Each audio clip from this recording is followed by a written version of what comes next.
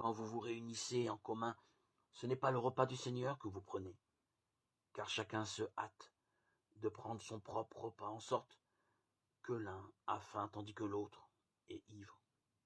Moi, voici ce que j'ai reçu du Seigneur et ce que je vous ai transmis.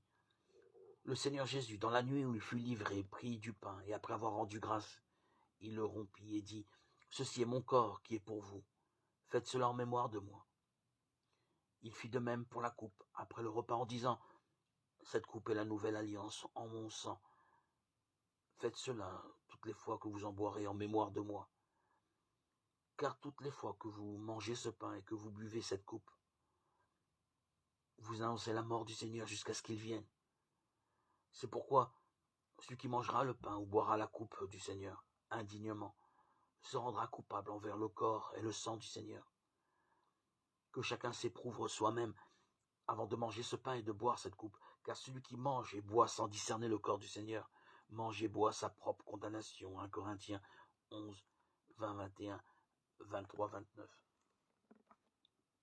On pense que les chrétiens de Corinthe, à l'initiation des confréries religieuses grecques, se réunissaient pour un repas communautaire dans la maison de l'un d'entre eux.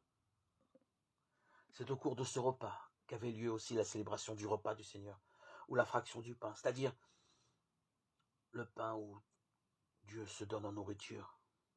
L'apôtre Paul semble faire 2 reproches aux Corinthiens. Leur célébration communautaire n'a rien de communautaire, il n'y a pas de partage, c'est une honte. Comment peut-on se réunir au nom de Jésus-Christ avec les pauvres d'un côté et les riches de l'autre?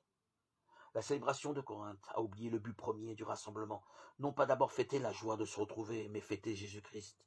Prendre le repas du Seigneur, annoncer la mort du Seigneur, jusqu'à ce qu'il vienne.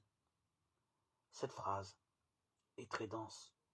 Elle évoque en même temps la mort et la résurrection du Christ, la mort du Seigneur, puis l'espérance de sa venue.